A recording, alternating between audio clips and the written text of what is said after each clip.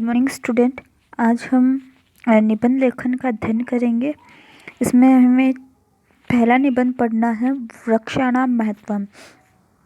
मैं इसमें से कुछ मोस्ट निबंध है वही मैं आप लोगों को करवाऊंगी और उन्हीं को आपको याद भी करना है और अपनी कॉपी में भी लिखना है।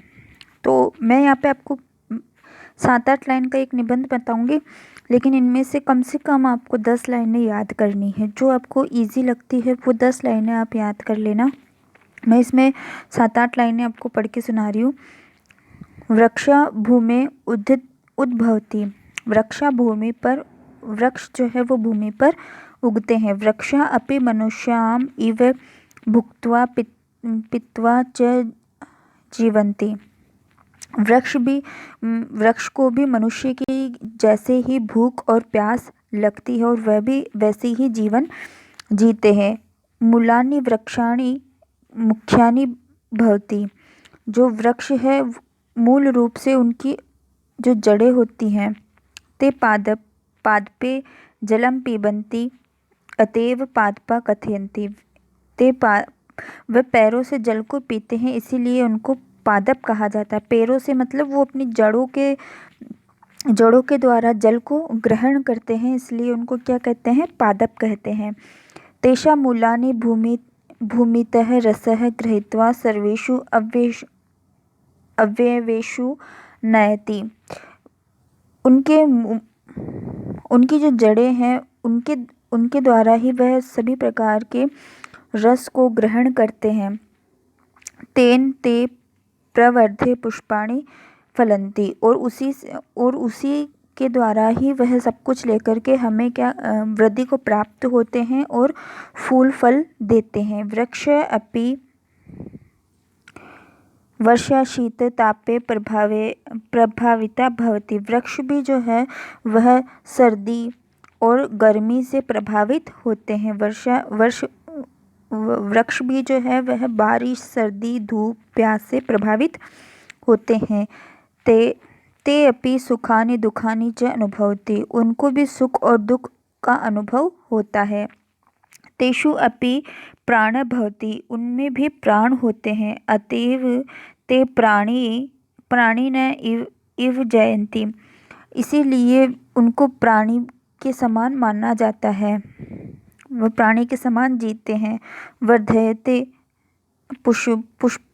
पुष्पसी फलन्ति मित्रयन्ति च। वह भी हमें उसी के समान जीवन, मनुष्य के समान जीवन जीकर ही पुष्प फल आदि देते हैं। ते कदापि खग मृग जलाचर वनरा इव न च विचरन्ति अतः अचरा कथ्यते। ये जो है वह कभी भी पक्षी और हिरन या पानी में जो रहने वाले जलचर हैं उनकी तरह विचरण नहीं करते हैं। ये जो वृक्ष है वह पक्षियों के समान ना तो उड़ सकते हैं, ना मृग के समान यानी कि हिरण के समान जंगल में दौड़ सकते हैं, और ना ही जलचर यानी कि पानी में रहने वाले जानवरों के जैसे ना तो ये तैर सकते हैं। इसीलिए इनको अचर कहा जाता है। बाकी इनको ये चल नहीं सकते, एक ही जगह खड़े रहते हैं, इसीलिए इनको अचरा भी कहा जाता है। परंतु ये निर्जीव नहीं होते हैं, इनमें भी प्राण होते हैं। बहुपरोपकाराम कुर्वन्ति वृक्षा प्राणिनाम। जो वृक्ष है वह प्राणियों के लिए बहुत सारे उपकार करते हैं। ते अशरणाम शरणम। ये जो शरण रहित होता है उसको भी अपनी छाया में शरण देते हैं। बहुभूषितानाम भोजनम संतापम समाश्रय। जो बहुत ज़्यादा भूख से ग्रसित होता है उस और धूप से सताया हुआ होता है उसको ये छाया भी देते हैं और भोजन भी देते हैं। शांता व विश्राम ग्रहिता। ये बिल्कुल शांत रहते हैं और जो इनके नीचे अपने नीचे यह लोगों को विश्राम ग्रहण करने का स्थान देते हैं, यानी कि मनुष्य इनके नीचे बैठ के आराम करता है। सुखानि सौख्या उपकाराणि। ये सुख से सांख्य उपकाराणि यानी कि जो है सुख से खड़े रहते हैं। और अच्छन्न मित्र छद्रम निर्लाम्बिना आलम्बनम प्राणवायुना प्राणदारम वृष्टिकारम मृदरक्षका सुहृदया जातम। तो इस तरह से ये जो हैं ये प्राणवायु को देते हैं, प्राणवायु को प्रदान करने वाले होते हैं, वर्षा को लाने का कारक होते हैं, मिट्टी के कटाव को रोकने में सहायक होते हैं। वृक्षारोपण वृक्षण च अस्माकं रक्षयते। वृक्ष जो हैं वो रोपने से शरणम वृक्ष की शरण में जाने से हमारी रक्षा होती है, और इसीलिए ये वृक्ष जो हैं वो बहुत आवश्यक होते हैं, इसीलिए हमें वृक्षों को लगाना चाहिए। तो ये आपका पहला निबंध है वृक्ष के महत्व के बारे में। इसमें मैंने बहुत सारी लाइनें पढ़ी हैं, जो आपको सही लगे वह 10 लाइनें आप इसमें से याद करना। निबंध के अंदर हमेशा 10 ही लाइनें लिखनी है आप लोगों को, कोई सा भी निबंध हो तो इसमें से आप कोई सी भी 10 लाइनें लिख लेना। अब मैं नेक्स्ट वाला निबंध है वो मैं पढ़ के बता रही हूँ आपको। विद्यालय से वार्षिकोत्सव, विद्यालय का वार्षिकोत्सव के बारे में ये निबंध है। अस्माकं विद्यालय राजकीय विद्यालय अस्ति। हमारा जो विद्यालय है वह राजकीय विद्यालय है। आप यहाँ पर अपने विद्यालय का नाम भी लिख सकते हैं। अत्र पठनस्य तु श्रेष्ठा व्यवस्था अस्ति। यहाँ पर पढ़ने की श्रेष्ठ व्यवस्था है। एव ही युगपदेव क्रीडानाभि सुलभा व्यवस्था अस्ति। यहाँ पर जो है क्रीड़ा की भी एक अच्छी व्यवस्था है। अतएव अस्माकं विद्यालयस्य सर्वेषां कक्षाणां परिणामं 100% भवति। इसीलिए हमारे विद्यालय का कक्षा का जो परिणाम है, सभी कक्षाओं के परिणाम जो है, हमारे विद्यालय की सभी कक्षाओं के परिणाम जो है वो 100% होते हैं। क्रीडानां प्रतियोगितासु अपि अस्माकं विद्यालय। खेलने की जो प्रतियोगिता है वह भी हमारे विद्यालय में होती है। छात्र बहुना पुरस्कार आलभ्यन्ते। छात्र जो है उन प्रतियोगिताओं में भाग लेकर के बहुत से पुरस्कार जीतते हैं, प्राप्त करते हैं। अस्माकं विद्यालयस्य वार्षिकोत्सव परमः सम्पन्नो जातः। हमारे विद्यालय का वार्षिक उत्सव जो है वह हर वर्ष संपन्न होता है। हम अस्माकं प्रदेशस्य राज्यपाल मुख्य अतिथि। और ये जो वार्षिक उत्सव होता है इसका जो मुख्य अतिथि होता है वह हमारे प्रदेश के राज्यपाल होते हैं। हमारे प्रदेश के राज्यपाल इस वार्षिक उत्सव के मुख्य अतिथि होते हैं। और जो पिछले वर्ष जो हमारा वार्षिक उत्सव हुआ था उसमें हमारे मुख्य अतिथि राज्यपाल थे। तदेव मुख्य अतिथि द्वारं सम्प्राप्य छात्र वाद्ययन्त्रान् ध्वनिना तस्य स्वागतमाचरणम्। और हमेशा ही हमारे मुख्य अतिथि के स्वागत के लिए जो छात्राएं हैं वह जो द्वार है, गेट है, उस पे खड़ी होकर वाद्य यंत्रों की ध्वनि से उनका स्वागत करती है। ततः सह मुच्यस्य सम्मुखे आसनं भूषितवान्। और उनका जो है मंच के सम्मुख ही वह अपना आसन लगा करके जो है सारा कार्यक्रम देखते हैं। तो इस तरह से ये आपका दूसरा निबंध है। अब इसके बाद में तीसरा निबंध आपका है सत्संगति। सत्संगते महिमाना को न जानेति। सत्संगति की महिमा को कौन नहीं जानता है। संसारे सज्जना अपि दुर्जन अपि संति। संसार में सज्जन और भी होते हैं और दुर्जन भी होते हैं। दुर्जन से संगति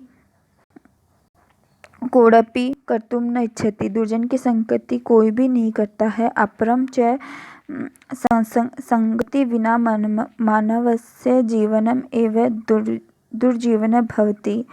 कि जो है दूसरी और संगति के बिना मानव के जीवन भी जो है वो बहुत ही खराब जीवन होता है। संगति तो करनी आवश्यक है क्योंकि संगति के बिना हमारा जीवन जो है वो निरर्थक होता है, परंतु अगर खराब संगति हम लोगों को मिल जाती है तो भी हमारा जीवन जो है वह बेकार हो जाता है। वस्तु संगति जनानां पोषिका कुसंगतिश्च विनाशिका। वस्तुतः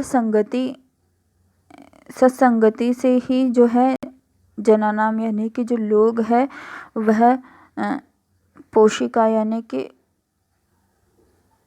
फलते फूलते हैं, और कुसंगति से उनका जो है वो विनाश हो जाता है। अगर संगति अच्छी होती है तो मनुष्य तरक्की को प्राप्त करता है, और कुसंगति होती है तो उसका विनाश हो जाता है। सर्वे जन सौ पोषकमेव इच्छति विनाश तो न इच्छति। जो सभी लोग हैं, सभी जन हैं, वह इच्छा कर सभी लोग जो हैं सब स्वयं के विनाश के, कोई भी जो लोग है वह गलत संगति करके अपने विनाश की इच्छा नहीं रखता। अतः संगति एवं श्रेयसी, इसलिए श्रेष्ठ की संगति करनी चाहिए। सज्जना तु सौ गुणे एवं संतः कथ्यते। जो लोग सज्जन पुरुष जो होता है वह अपने गुणों के कारण ही जो है संत कहलाता है। अतएव जन सज्जन गुणेभ्य स्पृहति, इसीलिए कहा जाता है कि मनुष्य को सज्जन के गुणों के साथ को ही अपनाना चाहिए, उन्हें ही स्पर्श करना चाहिए, मतलब अपनाना चाहिए। नेक्स्ट आपका जो यह निबंध है वह है संतोष परम सुखम। मानव जीवने एव वांछति केचन मान्यते धनम सुखे भवति। कि मानव जीवन में सुख कौन नहीं चाहता है। केचन मान्यता, कुछ मान्यता है कि धन सुख भवति, कुछ की मान्यता है कि धन में सुख होता है। धन विद्या धन विहीन पशु समान अति। धन के बिना जो मनुष्य होता है वह पशु के समान होता है। एवं भावना प्रबल जाता है, यह भावना बहुत मानी जाती है। परंतु धन वस्तु अपि संतोष नास्ति, परंतु धन में सुख नहीं होता है। ते अधिकाधिक धनम इच्छति, बहुत से लोग तो धन अधिक से अधिक धन को पाने की इच्छा करते हैं। एकाधिका च दुखिता भवति, और एकाधिकार की ये जो भावना ही वही उनका दुख का कारण होती है। संतोष कष्ट से दुख से वा हेतु मन, संतोष से कष्ट से ही दुख, ये जो असंतोष है वही दुख का कारण बनता है, मन के दुख का कारण बनता है। मन संतोषेण प्रसन्न भवति, अगर मन में संतोष होगा तभी प्रसन्न तभी प्रसन्नता प्राप्त होती है। तदा सुख भवति, तभी सुख प्राप्त होता है। अन्यथा लालसा वर्धयते सुख च नास्ति, और अगर यदि हमारे मन की लालसा बढ़ जाती है तो हमारे सुख का नाश हो जाता है। संतोषे प्राप्ते त्यागते परोपकार च, संतोष प्राप्त करने के लिए त्याग और परोपकार आवश्यक है। अगर हमें संतोष प्राप्त करना है तो हमें त्याग और परोपकार करना आना चाहिए।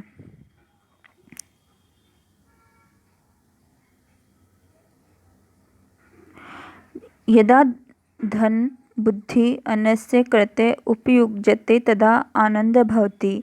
जब धन बुद्धि और अन्य कार्य किए जाते हैं तब हमें आदि को हम उपाजते, आदि का हम किसी को देते हैं, त्याग करते हैं, तब हमें आनंद प्राप्त होता है।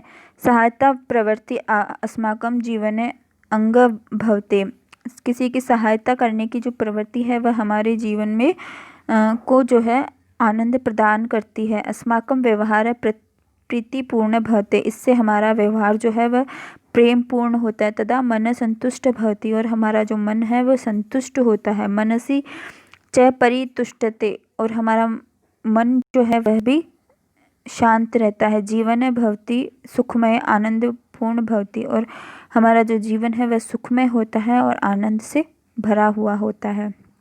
नेक्स्ट आपका है परोपकार।